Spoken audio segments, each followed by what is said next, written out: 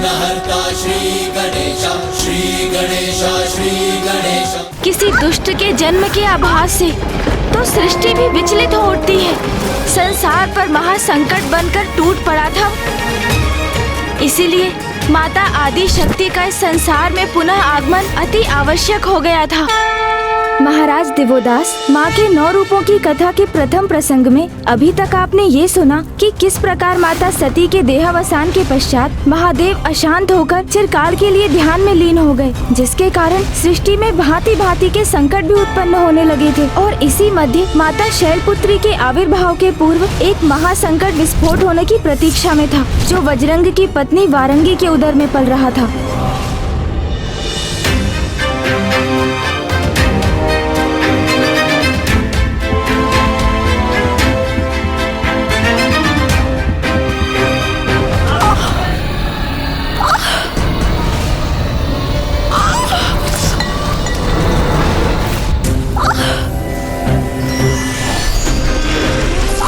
देवी वारंगी, किसी दुष्ट के जन्म के आभास से तो सृष्टि भी विचलित हो उठती है।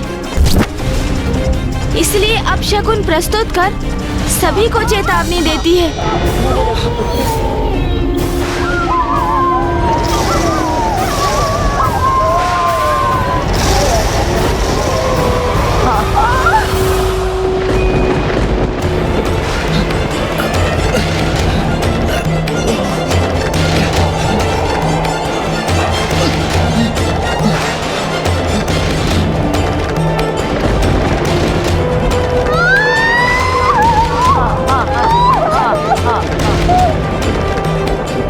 इतने अनिष्टकारी संकेत मेरे पुत्र के रूप में संसार के लिए एक महासंकट जन्म ले रहा है।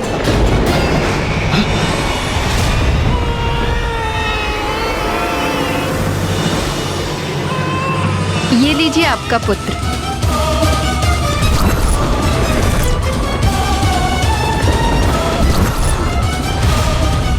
क्षुब्ध वज्रंग को शीघ्र ही ये आभास हो गया कि उसका जन्मा पुत्र वरदान के रूप में अब सृष्टि के लिए एक अभिशाप मात्र था, क्योंकि वो और कोई नहीं, वो वज्रंग का पुत्र तारकासुर था। तारकासुर था। ओम तारकासुराय नमः।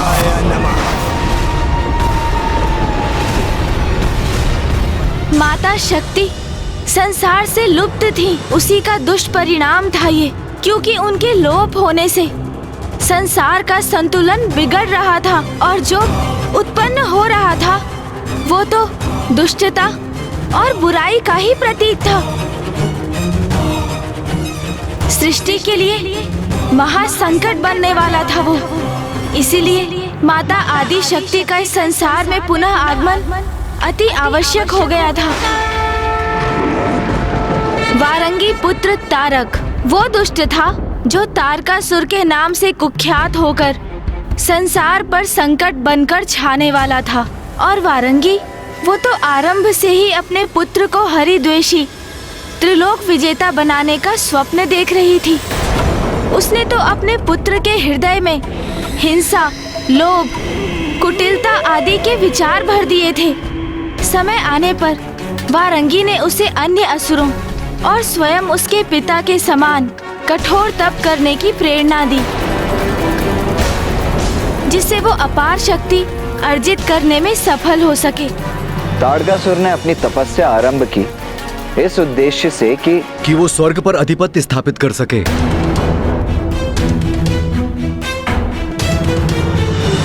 नहीं महाराज, स्वर्ग पर अपना आधिपत्य प्राप्त करना तो उस दुष्ट के लिए तुच्छ सी बात थी।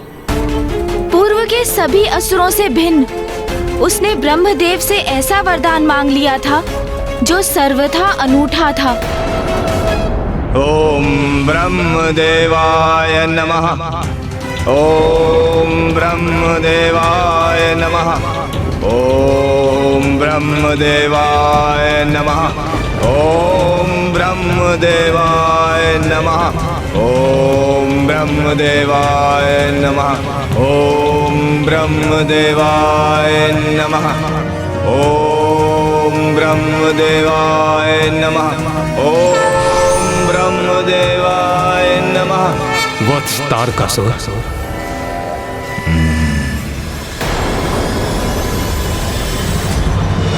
प्रणाम ब्रह्मदेव।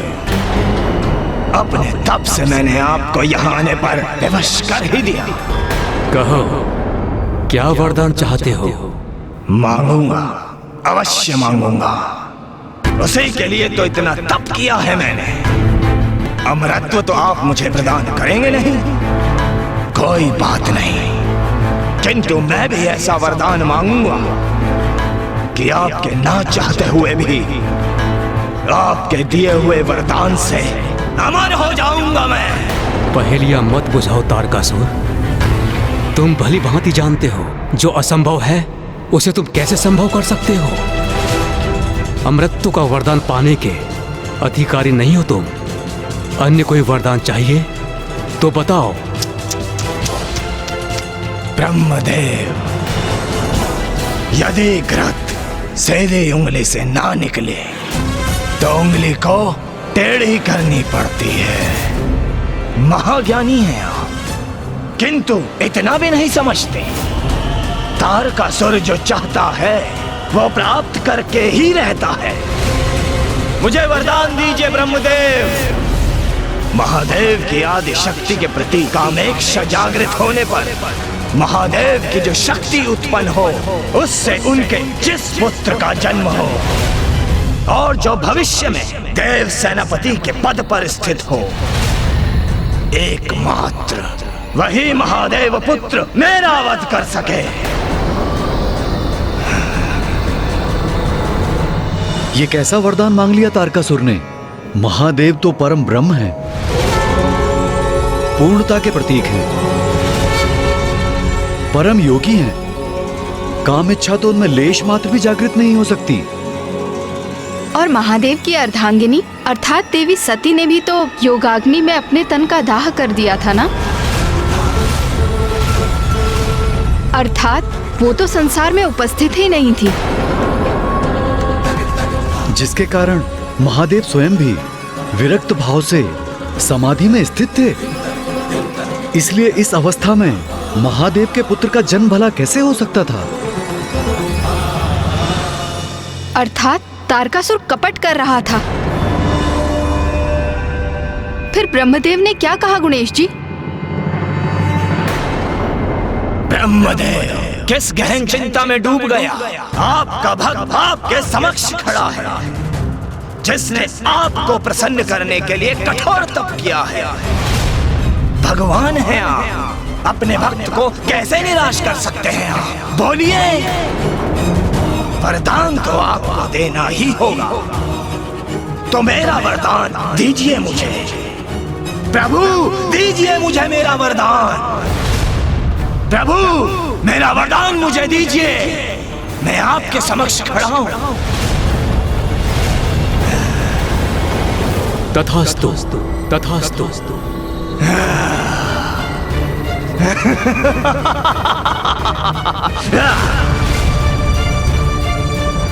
प्रणाम ब्रह्मदेव।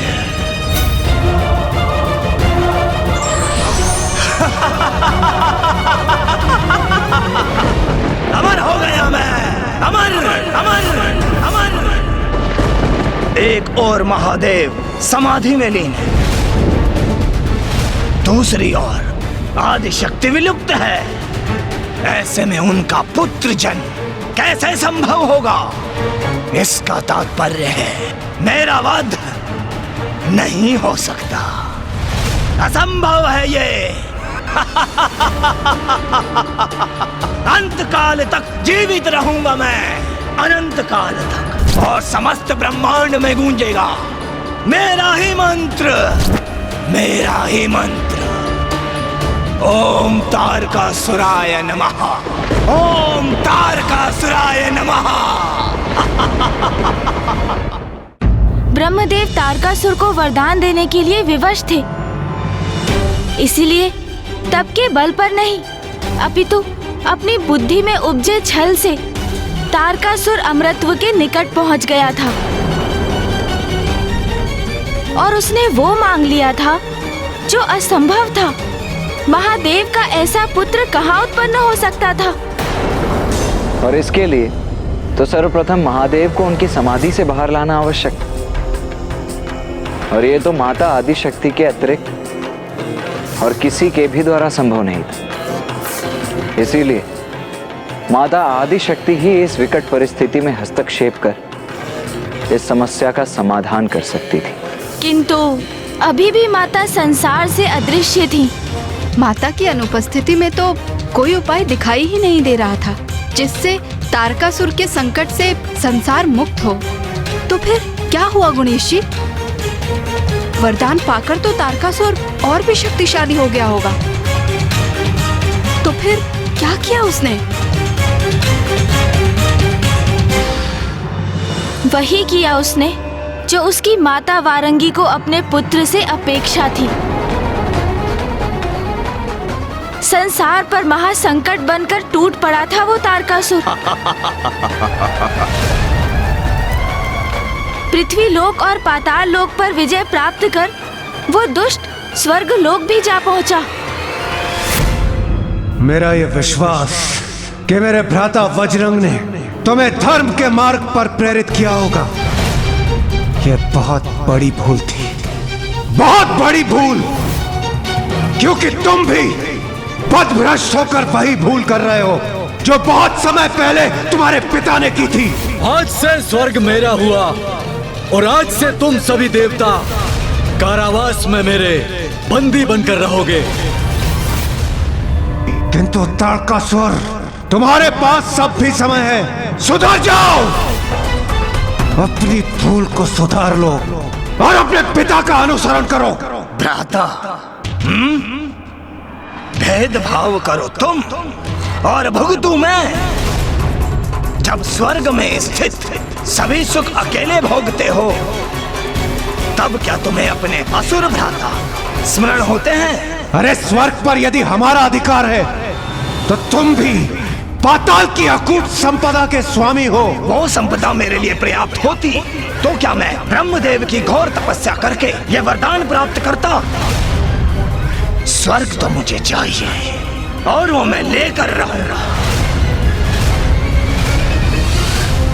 त्रिलोक विजेता बनूंगा मैं। त्रिलोक सब मेरे अधीन होंगे और सर्वत्र गूंजेगा मेरा मंत्र, ओम तारकासुराय नमः, ओम तारकासुराय नमः। इसकी इतनी उद्दंडता, ये भी अपने पिता के समान सुपथ से भटक चुका है।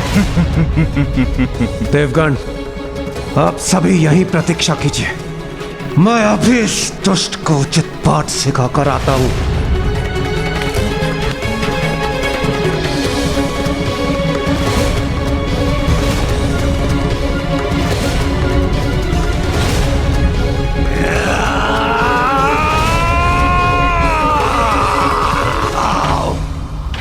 देवराजेंद्र, तुम्हें पराजित करके मैं स्वर्ग पर भी अपना एकाधिकार स्थापित करूंगा।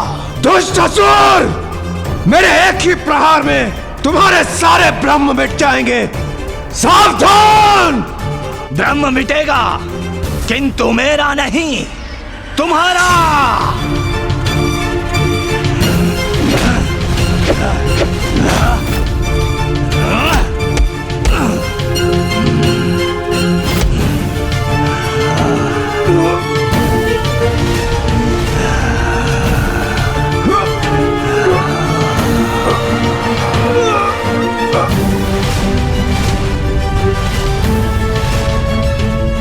ये क्या?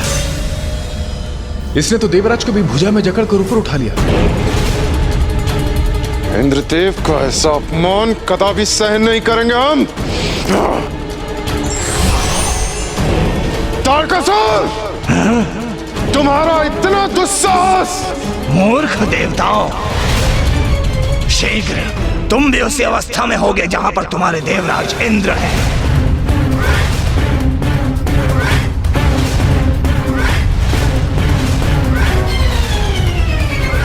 तुम सभी देवताओं एकत्रित होकर भी आ जाओ तो मुझे कोई क्षति नहीं पहुंचा सकते, किंतु मैं तुम्हें अपना बंदी अवश्य बनाऊंगा। ऐसे कारागार में जहां से तुम्हारा मुक्ति पाना असंभव है।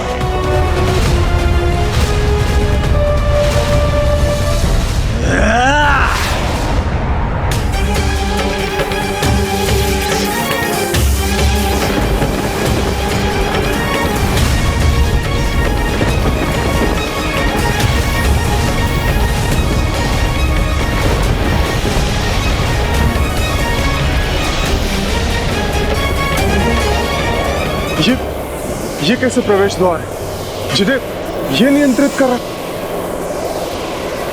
कुछ भी हो, हमें आक्रमण तो करना ही होगा।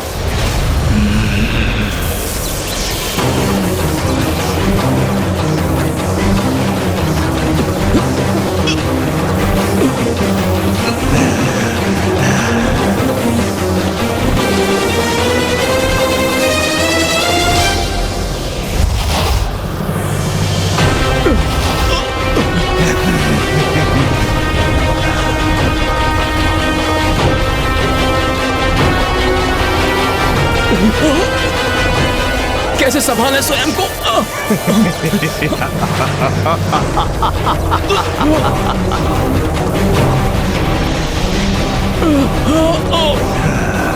इस प्रकार तो सूर्यदेव, वायुदेव, वरुण देव और अग्निदेव इस संसार से लुप्त हो जाएंगे, और यदि ऐसा हुआ तो इस संपूर्ण सृष्टि का सर्वनाश हो जाएगा। इंद्रदेव, इन देवताओं के साथ सृष्टि की रक्षा तुम्हारे निर्णय पर टिकी है। तुम चाहो तो इन देवताओं की रक्षा संभव है। अपनी पराजय स्वीकार कर लो इंद्रदेव, अन्यथा मैं सूर्यदेव, अग्निदेव, वरुण देव और वायुदेव को ऐसे अंधकार स्थान पर भेज दूंगा जिससे बाहर निकलने का कोई मार्ग नहीं ढूंढ सकेंगे वो। ऐसे स्थान में ये क्या हो रहा है? ये सब क्या हो रहा है? कैसे रोकूं मैं इस दुष्ट को?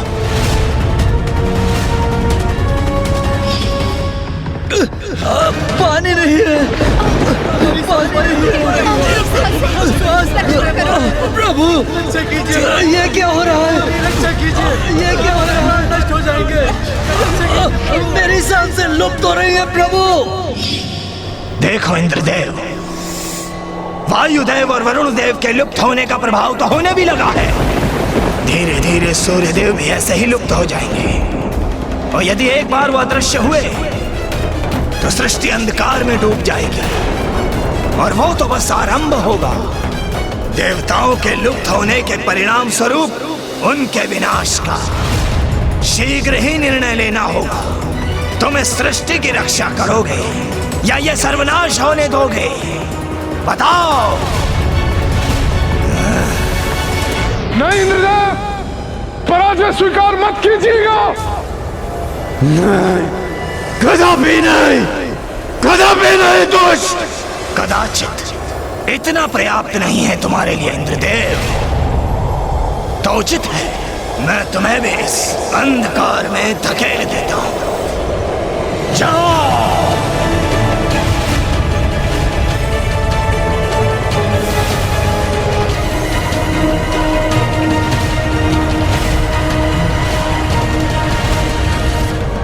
तुम कुछ भी कर लो तारकासुर, हम पराजय कदापि स्वीकार नहीं करेंगे, कदापि नहीं। तो कदाचित मुझे कुछ ऐसा करना होगा जिसे तुम सहन ही ना कर सको।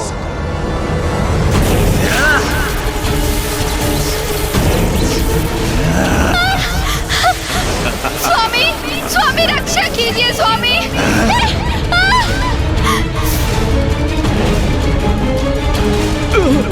वायुदेव रक्षा कीजिए। देवी शची, देवी संज्ञा, स्वामी, स्वामी रक्षा। मैं तुम्हें और तुम्हारी देवियों को अवश्य ही सुरक्षित जाने देता, किंतु तुम तो हट पर ही अड़े हुए हो। तो फिर तुम्हारी पत्नियों को भी उस अंधकार में समाहित होना ही होगा ना। वायुदेव रक्षा कीजिए। रक्षा कीजिए स्वामी, रक्षा कीजिए स्वामी, स्वामी रक्षा कीजिए। स्वामी, स्वामी रक्षा कीजिए। तारकासुर अनुचित कर रहा है हमारे साथ। कैसे बचाव करें अब हम? रुक जाओ तारकासुर, मैं पराजय स्वीकार करता हूँ मैं पराजय। क्या कहा तुमने? पराजय स्वीकार की तुमने?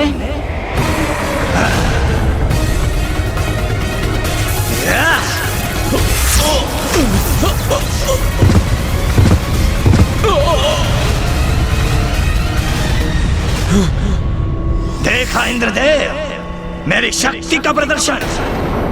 त्रिलोक विजेता तारकासुर हूं मैं। मेरी एक बात का स्मरण रखना इंद्रदेव, आज के बाद मेरी तुलना मेरे पिता से भूल कर भी मत करना।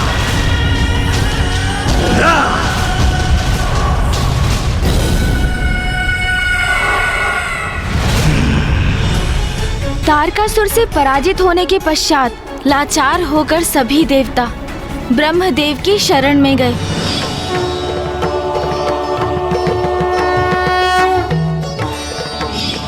ब्रह्मदेव के पास देवताओं के प्रश्नों के कोई न कोई उत्तर और इस संकट के निवारण का कोई न कोई उपाय अवश्य रहा होगा, है ना गणेश जी?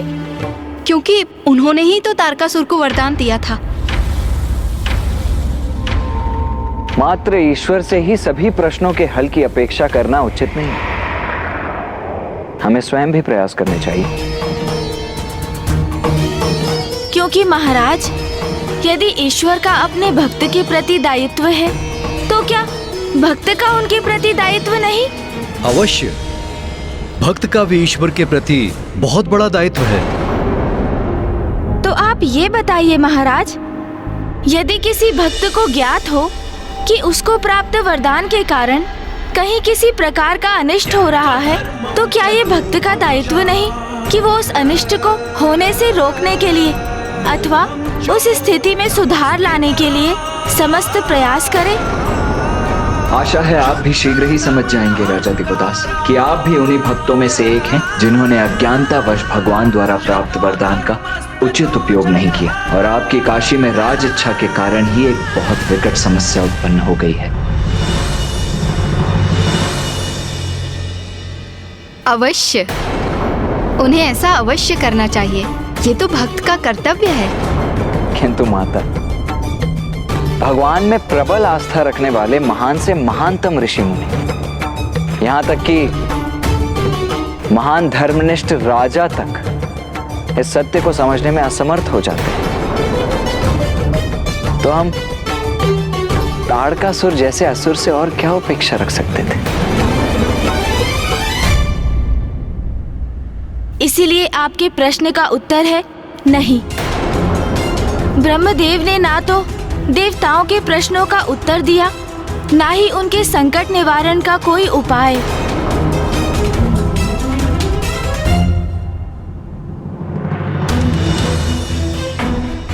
तारक का अंत मात्र महादेव और आदि शक्ति के पुत्र से ही हो सकता है, क्योंकि देवी आदि शक्ति ही महादेव में काम इच्छा जागृत करने में सक्षम है। फिर तो हमारे समक्ष कोई भी चारा नहीं, क्योंकि माता आदि शक्ति ने महादेव से देवी सती के रूप में विवाह किया था, किंतु फिर उन्होंने अपने देह का भी परित्याग कर दिया था। और ऐसे में माता आदि शक्ति महादेव से पत्नी रूप में कैसे मिल सकेंगी? और जब तक प्रत्यक्ष रूप लेकर माता आदि शक्ति महादेव के समक्ष नहीं जाती, तब तक महादेव और माता आदि शक्ति की संयुक्त शक्ति से पुत्र का जन्म भी नहीं होगा। तो फिर अब हमारी रक्षा कोई नहीं कर सकता। मां आदि शक्ति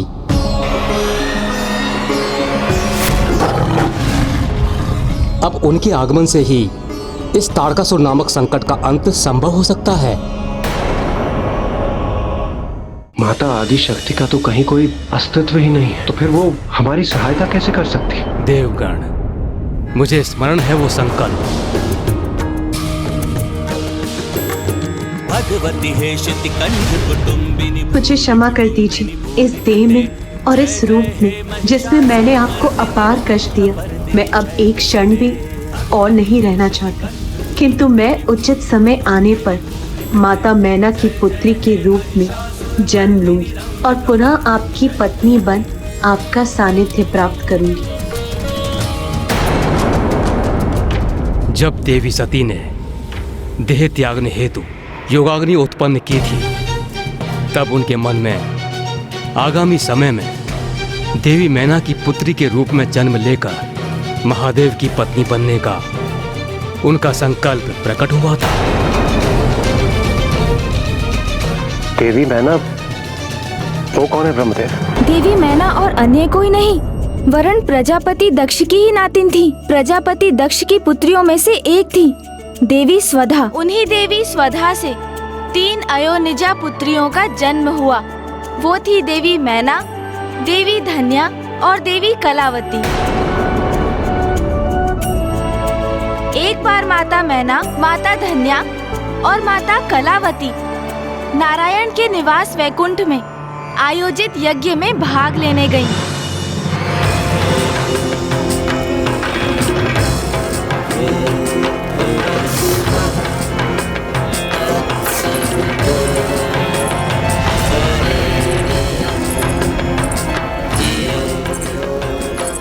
आप सभी देवताओं को हमारा प्रणाम। देवी मैना, देवी धन्या और देवी कलावती, आप सभी को यहाँ पाकर मैं अत्यंत प्रसन्न हुई। आइए और अपना स्थान ग्रहण कीजिए।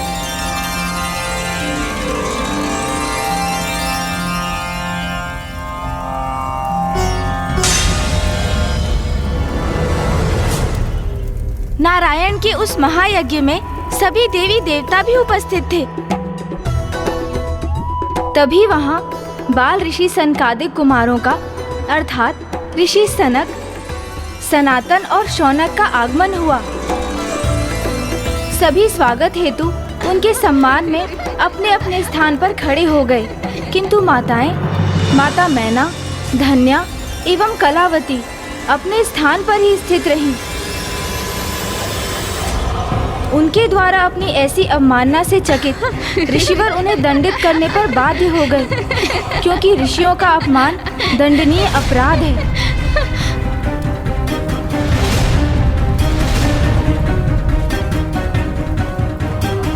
देवियों, देवियों, देवियों,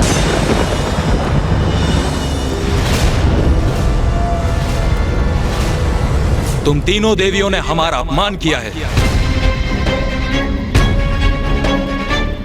और मनुष्य की भांति अपने अहंकार का परिचय दिया है। इसीलिए तुम्हें पृथ्वी लोक में मनुष्य योनि में जन्म लेना होगा।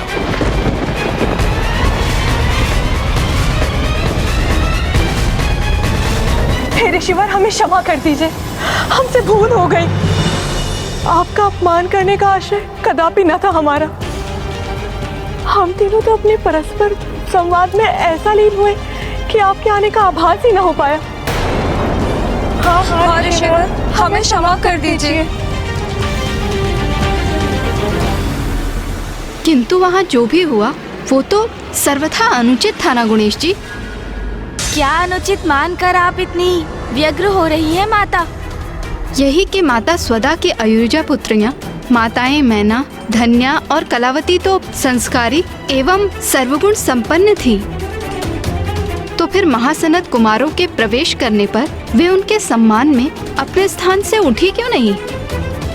और महासनत कुमार तो इतने शांत स्वभाव के हैं, उनके स्वभाव में क्रोध और अहंकार तो लेश मात्र भी नहीं है, तो उन्होंने इतने साधारण से अपराध के लिए इतना कठोर दंड दे दिया। हाँ माता, ये सब तो माता आदि शक्ति की ही लीला थी।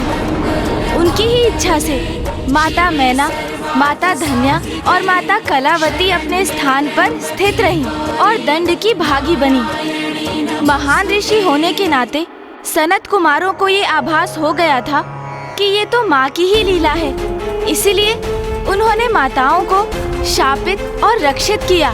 किंतु साधारण दंड देकर ऋषि सनत कुमारों ने माताओं को बड़े दंड से रक्षित भी तो किया।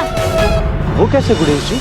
महाराज, ज्ञानी व्यक्तियों का अपमान करने वाले महापाप के भागी होते हैं। ऐसा महापाप जिससे छुटकारा पाने के लिए कई जन्मों की यातना सहनी पड़ती है।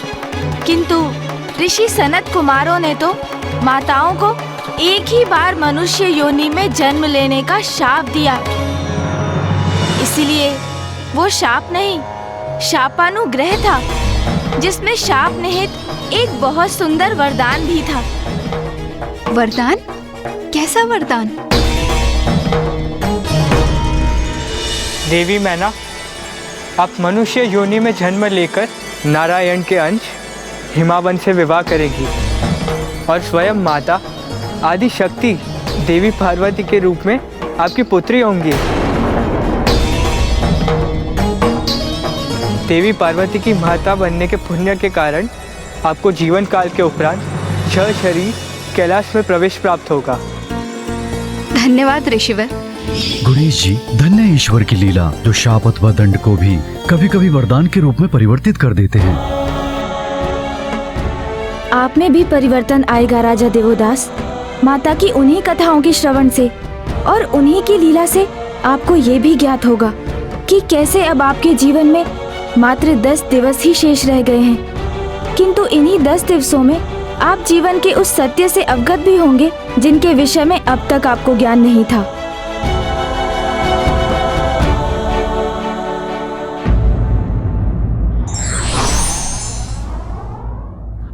जो व्यक्ति अपने अधिकार की सीमा नहीं समझता, उसे उसका भयंकर परिणाम भुगतना पड़ सकता है।